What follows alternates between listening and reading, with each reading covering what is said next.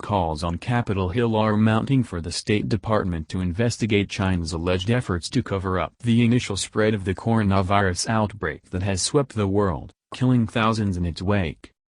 In a letter to Secretary of State Mike Pompeo on Friday, Representative Michael McCaul, the top Republican on the House Foreign Affairs Committee, is urging the department to consider launching a multilateral investigation with other democratic countries to look into any moves to cover up the coronavirus spread, which began in the Wuhan province in China last November.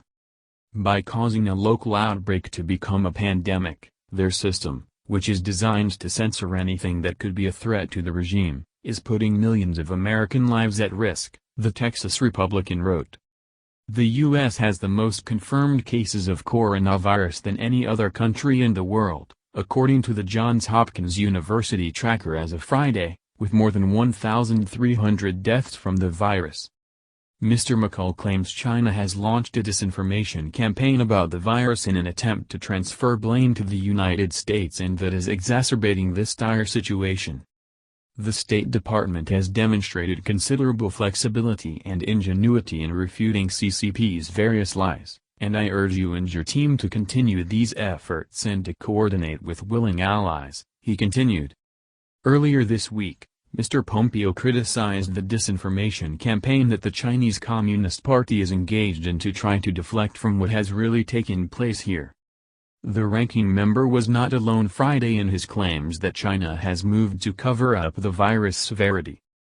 A pair of Republicans on the Senate Foreign Relations Committee unveiled legislation that would call on China to publicly state there is no evidence that COVID-19, the disease caused by the new coronavirus, originated anywhere else but China, and condemns the government's censorship of doctors and journalists during the early days of the outbreak.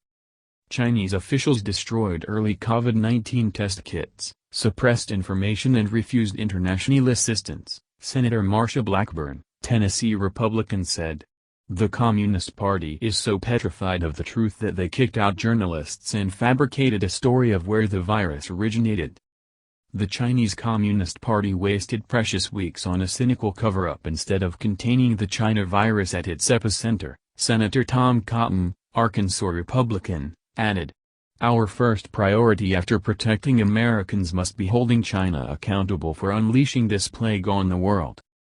President Trump and Chinese President Xi Jinping earlier Friday pledged in a phone call to cooperate in the battle against the coronavirus, a sign of easing tensions between the two nations.